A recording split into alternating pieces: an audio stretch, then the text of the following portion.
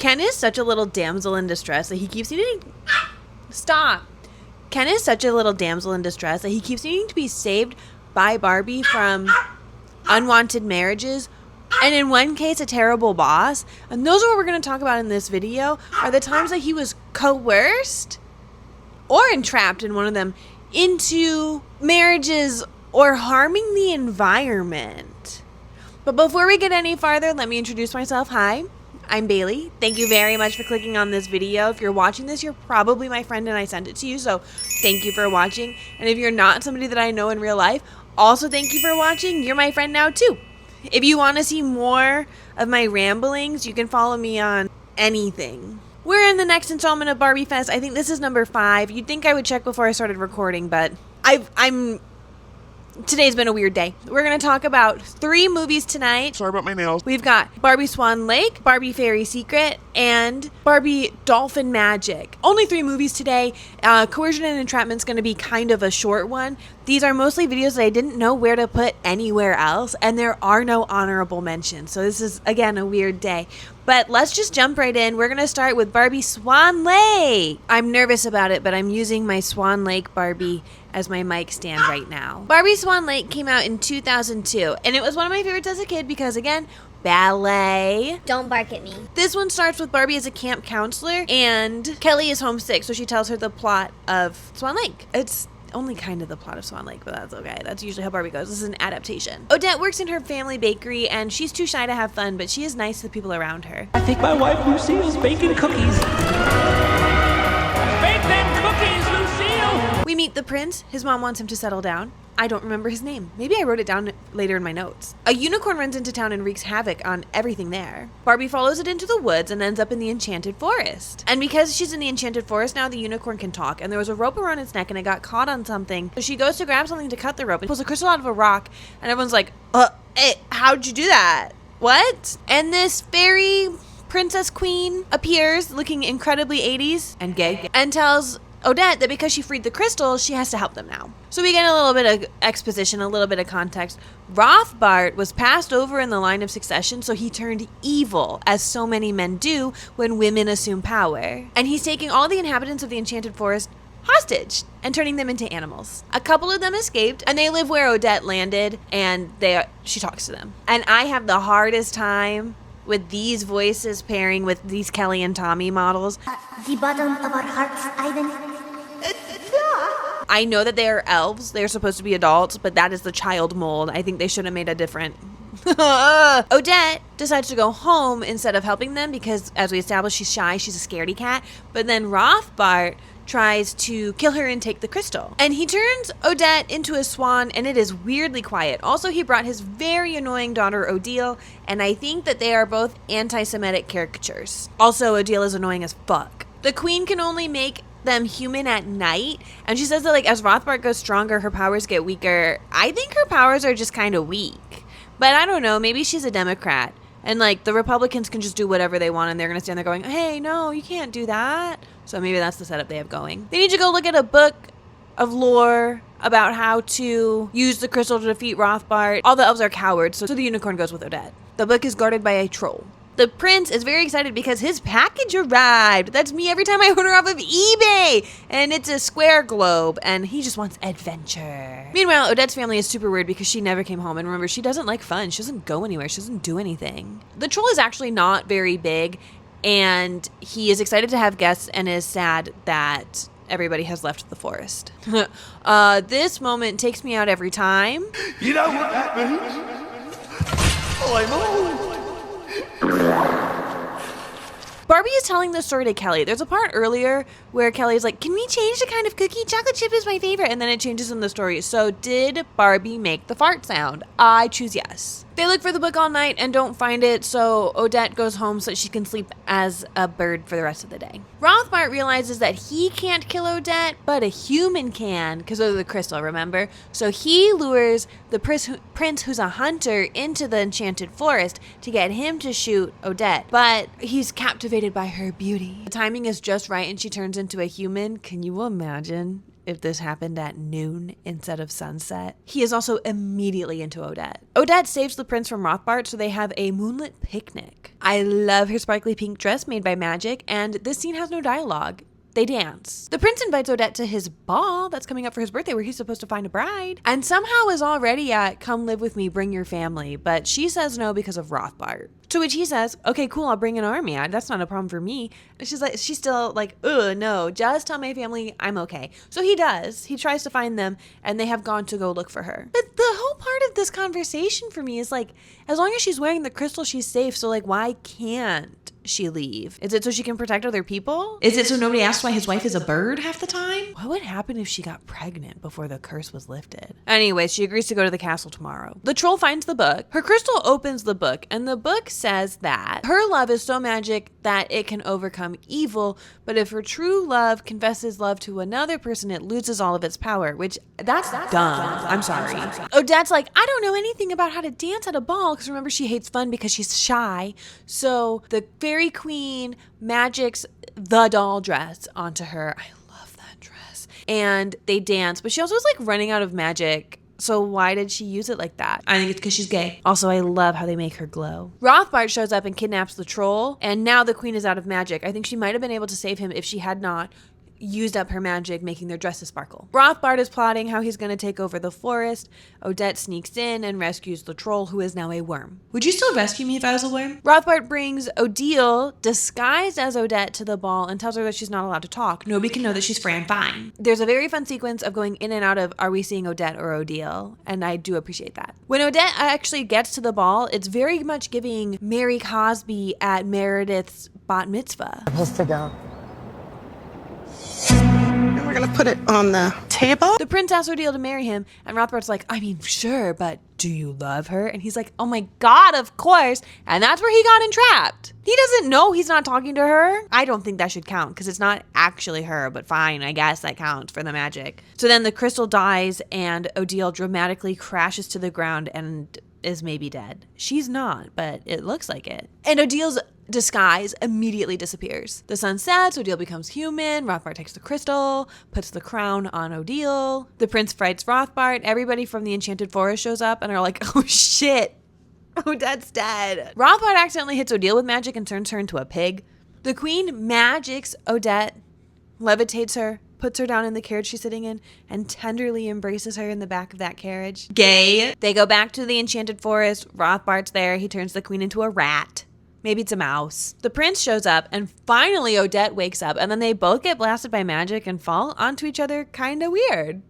But that breaks the spell also, because the crystal turns against Rothbart and I think destroyed him, and then all of his spells reverse. The elves get very underwhelming magic transformations. Odette and the prince embrace, but they do not kiss. Then we cut to the dance party that they're having in the woods. I guess they found Odette's family, and she's wearing the outfit that I had as a kid because it has the big wings. I love an updo on Barbie in a movie. We get to see what happened to Rothbart and Odile. Odile works as a maid for the troll, and Rothbart is trapped in a cuckoo clock. Then we cut back to Barbie and Kelly. Kelly says she feels better and she's going to go back to bed and participate in camp tomorrow. Good job, camp counselor Barbie. And then I watched the end credits, and Kelsey Grammer is Rothbart, which, you know what? He is a villain to me. I watched that season of Real Housewives of Beverly Hills. There's too much of it for me to really get through it all, but I am not on Kelsey's side. The moral of the story is that you're braver than you think. And my favorite dress in this movie is obviously the sparkly one that they made toys out of. Hello? It's the best one. And I know this isn't super related. This movie looks like a PS2 game.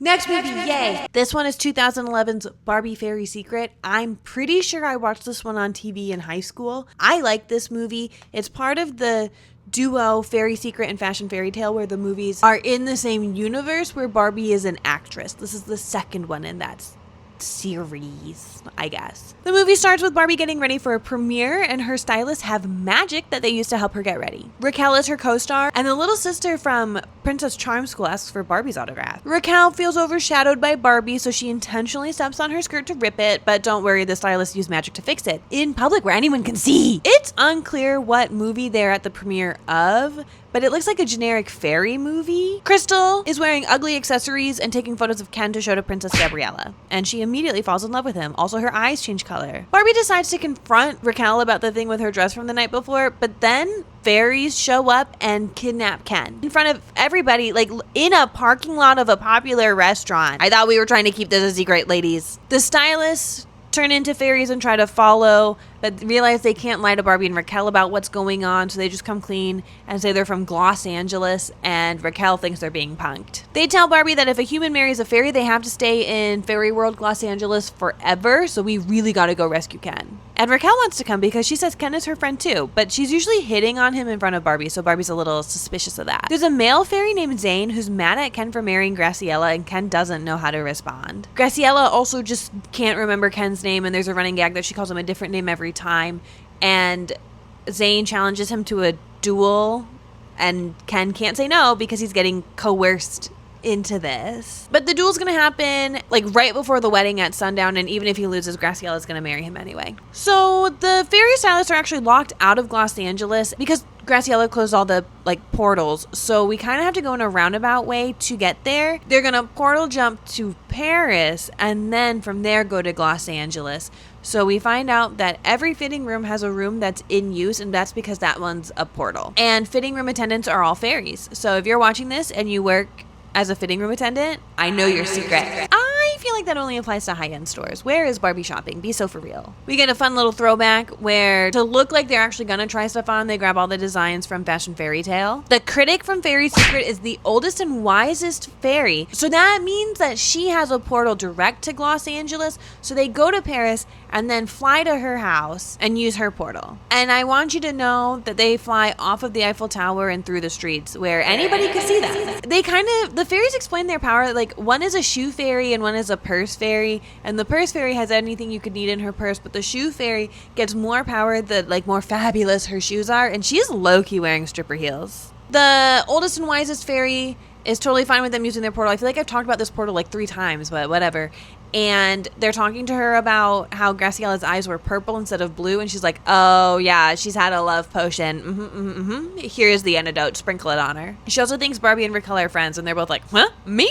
Her? No. The stylists can't explain why they are banned from Los Angeles. When they get there, they have a hard time getting around because Raquel and Barbie don't have wings. They go to Wings and Things to get some, and there's a couple where one of them is a fairy, one of them was human, and they kind of explain a little bit more about like, no, dude, you gotta rescue Ken now or he's gonna live here forever. I guess divorce doesn't exist. I also find it interesting that the stylists were helped even though they're banned. I really wonder how often fairies bring humans to Los Angeles, that there's a store just for wings for them, or are they just like crazy expensive and selling like 1 or 2 a year pays all their bills? Are there bills in Los Angeles? Much to think about. And then they practice flying. Barbie gets it faster, and I'm gonna make an analogy. Barbie is Mickey Mouse, Raquel is Donald Duck. It's time for the duel. Crystal tells Zane that he shouldn't do it. He should just be with her. And yeah, that's her whole plot. And Ken doesn't have any magic, so I'm not totally sure how he's going to do this duel. But we get that meme from a couple summers ago. Hey, la la la. Honestly, I think Ken's plan was to flirt with Zane. Barbie and Raquel find some pega-ponies and ride side saddle to get up to the castle. And we find out that Raquel is actually a very strong horseback rider, and horses really like her. And Barbie hypes her up to like lead the pega-pony to get them through the swirlnado so they can get all the way up to the castle. Apparently they went to the same summer camp in like 10th grade, and that's how she knows she's good with horses. We get a little bit more about the stylist being banned. They just say that Gabriella one day was like, you betrayed me, and banned them, and they're like, okay, fine, be like that, I guess. Bitch. Everyone puts on a disguise, pretend to be a chef to sneak in. A guard stops them for a cupcake, and honestly, that's me if I was a guard. Graciela references having kids with Ken, and he's really shook, and I feel like this is the first time There's like a conversation about having children in these movies. They should do that more. Ken is really struggling in this duel. Barbie is caught. Graciela freezes everybody and she explains the love potion and Zane is like, Oh my god, that makes so much sense. Crystal poisoned Graciela because Crystal's in love with Zane. This way Graciela would be interested in somebody else and Crystal could date Zane. She maybe should have put the potion on Zane too then. I don't know. Oh! More coercion, but then the stylists are recognized. Graciela says that they spread lies about her and then gets really pissed off and makes cages out of her wrath to trap them in. They're big balls. Ken is a gentleman. He asks that they're okay and agrees to marry Graciela in exchange for their freedom. And Graciela says, well, you're going to marry me anyway. Coercion, no! She uses magic to make the words come out of his mouth, will you marry me? And I am so uncomfortable. I'm so sorry for you, Ken. Wedding time! Ken is in a cute outfit, but the chains are an odd accessory. Barbie can't figure out a way out of the rage sphere. Barbie's upset about not being able to break out, but then she and Raquel bond and are like, well, if I had to be trapped in a ball made out of somebody else's rage, I'd rather it be you. And then they come clean about why they feel the way they do about each other. Raquel feels that Barbie decided Raquel wasn't good enough to be her friend. Barbie was so cool and so popular when they met. Barbie says that Raquel glared and turned away from her every time she tried to smile or talk to her. Raquel says she was shy and insecure, so she did the rejecting first. So then they apologize to each other. This really just has me wondering how old they are, because holding on to high school stuff is kind of weird. And like, they have careers. They've had time to become movie stars. I think they're like 25. That's what I like to say, but I don't know. But their reconciliation makes the cage disappear and gives them new outfits that totally are not the bi flag and the rainbow flag. They're not. At Wings and Things, they were told that love is stronger than fury, even from a passion fairy. Oh yeah, Graciela's a passion fairy. And forgiveness is apparently stronger too. No homo. Ken won't say his vows, so Graciela uses magic to make them come out of his mouth. Zane objects more than once. He begs Graciela to fight the potion and be with him, and it doesn't work, and he is crushed. I want to know more about him. He is a yearner. Barbie and Raquel interrupt and once again announce the love potion. Graciela is pissed. Ken puts himself between Graciela and Barbie to protect Barbie, but we still get like a chase scene. Keep away. Who has the potion? Barbie does sprinkle it on Graciela though, and she wakes up. The love potion had been put in her drink. I hate that. Ken forgives Graciela. I don't know that I could right away. It may take me a couple years and some therapy, but I guess go off, Ken. And the theory about Crystal doing it so she could be with Zane was correct. We get some closure on the stylist and Graciela, that she felt like the stylist had gotten closer to her and were leaving her out, but they felt as though Graciela's life was too busy with being queen and they stopped inviting her. Everybody apologizes. Graciela and Zane get married, and the stylists get to be bridesmaid despite not being friends with her for the last I don't know how long. I now pronounce you fairy princess and husband. That's real feminism. Oh, I guess she's princess, not queen. There's no indication she's not running the show, though. Where are your parents? Instead of being banished, Crystal is the janitor now. I guess Barbie likes cleaning as punishment. Ken thinks it's weird that Barbie and Raquel are like friends now, and they're gonna be adults about it. And they're told that their wings will disappear when they go home, but if they come back, they'll have them again. But Raquel admits she is like incapable of keeping the secret, so they are all magicked into thinking it was a dream, but Ken is okay with forgetting. Again, why did he forgive her so easily? They meet up at the restaurant from the beginning of the movie and talk about their oddly vivid dreams, and Raquel sits by Barbie, and Barbie's like, what? And then doesn't hit on Ken, and is like, that would be rude. That's your boyfriend. And Barbie is still like, what? The stylist announced that they're moving back home. We know that's Los Angeles. They don't know that anymore. I think I would also have to disappear if I went on like a big adventure with my friend to my hometown and then all of their memories were erased. I don't know that I could go back to being normal after that, or pretending to be normal. Barbie reacts really offended when Raquel gives her shit for not having stylists anymore. But they all laugh about how old habits die hard. And that's the end of the movie. The best outfit in this movie is Graciela. Barbies are kind of dead, sorry. I don't like when they put her in like normal modern clothes. I like when we get the fantasy outfits. I just have one parting thought about this movie.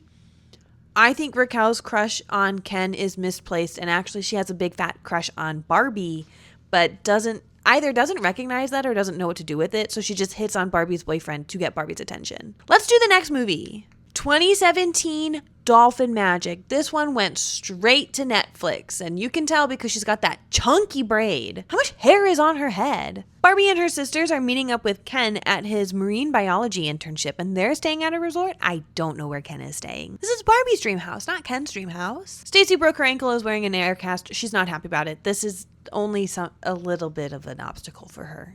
The end result is she does people watching instead of extreme sports. Skipper wants to take pictures, but gets cajoled into doing group activities. Barbie, Ken, and Skipper go snorkeling where they see a mermaid. Stacy, because she can't go snorkeling, is people watching and takes a picture of a captured green dolphin. It's in the holding cell for sick and injured animals at the place where Ken works. So they go check on it, and Ken's boss shows up, and she's definitely the evil lesbian type, and tells them that they can't be there, only experts on sick dolphins can be there. A mermaid sneaks in and uses her magic necklace to turn her tail into legs. And she tells Barbie that dolphin's not sick and we need to free it. But they don't know how to do that, so she goes back to the resort with Barbie. Barbie loves sandwiches, and the mermaid is totally a fish out of water. The mermaid is weirdly obsessed with beds and sleeps in extra long. Ken says that the dolphin is ready to be released soon, and the mermaid, the mermaid's name is Isla, is like, oh my god, let's go visit it. And Barbie's like, I don't think that's a good idea, but Ken will keep an eye on that. Barbie and Isla go swimming together, not gay at all, and the other gemstone dolphins show up. Oh yeah, the green dolphin is a gemstone dolphin. There's other colors. They turn the mermaid's tail back on. Barbie is shocked, but then has a million questions and is not bothered by it, but she agrees to be sworn to secrecy. Barbie asks Isla to teach her how to swim like a mermaid. They get a whole song of them swimming together, and I think this part where they swim in a circle is like a mating ritual. Stacy gets her boot off, she and Skipper people watch, and they see a helicopter landing at the habitat. They assume that the guy getting off the helicopter is the vet,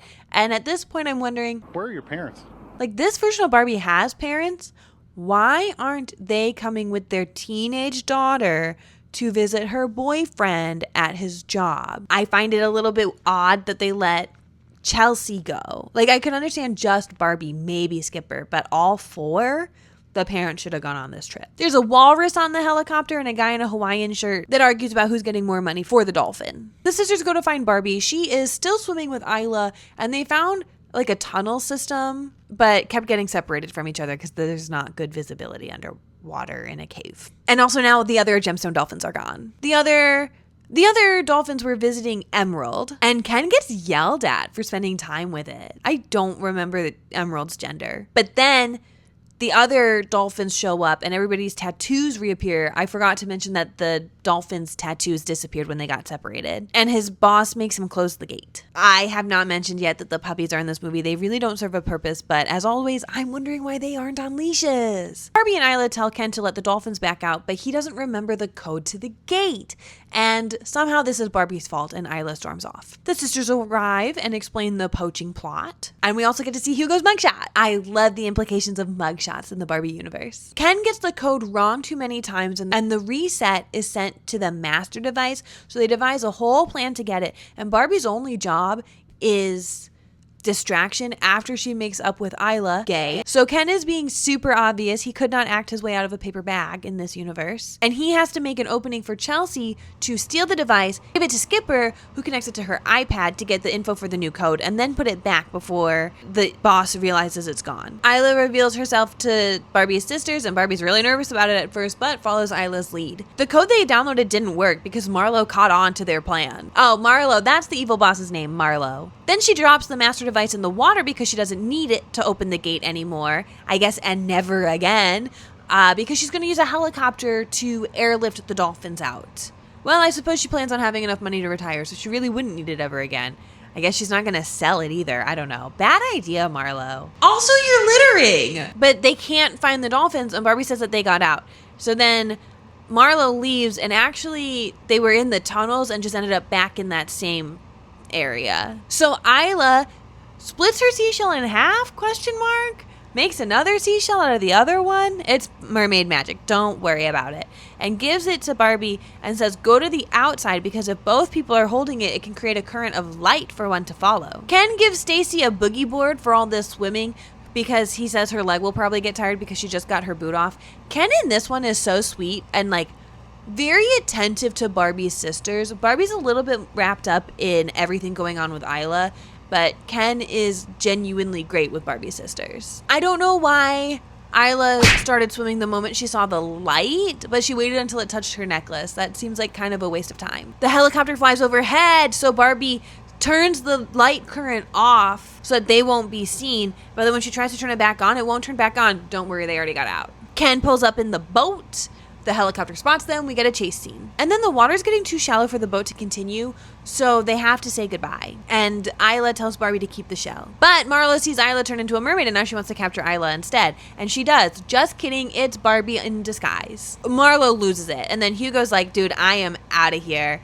And Barbie tells off Marlo for not helping animals as a marine biologist. You're supposed to help animals, not use them to get rich. Skipper won in a best photo contest, but didn't use the picture of Isla's mermaid tail. Barbie tries the shell again. At first it doesn't work, and then says to the ocean, but I miss you. And then Isla appears. Yay! That's her girlfriend, her mermaid girlfriend. And that's the end of the movie. All I have to say about this movie is actually I have a lot to say about this movie, but first of all, thank God these dogs can't talk. The best outfit is, I guess, Ken's swimsuit or Isla's dress, and you know that the fashion is bad if I'm saying Ken had a best outfit. So the coercion part, I didn't put it accurately in my notes. Marlo threatened Ken's job that if he doesn't do what she says, she is going to fire him. And if it's an internship, like this is for his degree, he might not be able to graduate. Like that's coercion. So we'll do some final thoughts. Barbie gets to be the hero a lot, which means she has to rescue people. And a lot of media for little girls is a lot of weddings and marriages and stuff. So I understand her saving Ken from marriages. I understand that this is also kind of a weak concept for the video when the other ones are much stronger. I didn't want videos to end up having a million movies and then it would take me 10 years to edit it, and then I would hate editing and I would stop making YouTube videos. So we have these three. I liked all three of them. Don't threaten people's jobs to get them to do your evil bidding. Don't force people to marry you or be in disguise so that they can profess their love to you. That's weird. Marry someone who loves you and be an ethical marine biologist. That's the moral of this story. God. If you've watched this long, thank you very much for watching. I know this one was kind of scatterbrained, more of a recap than anything else, but that's okay. Once I get through all the Barbie movies, there's going to be a little bit more analysis. But if you're sitting here thinking, but Bailey, where can I hear more of your nonsense? You can follow me on TikTok, Instagram, Substack, Threads, YouTube at BLYHDGN. I have some edits based on these movies that will be coming out hopefully this week. So follow me on the video playing ones to see those. And please like, please subscribe, please share, and comment which outfit from Barbie Dolphin Magic you think is the best, because the fashion sucks in this movie. Okay, bye. Hi, it's me again. I finished recording and started putting stuff away, and then I remembered that I said in the last video that if I reach 500 subscribers, I will write a fan fiction connecting the first Care Bears movie and the second Care Bears movie. So convince your friends to subscribe so that you can read that. Okay, bye for real.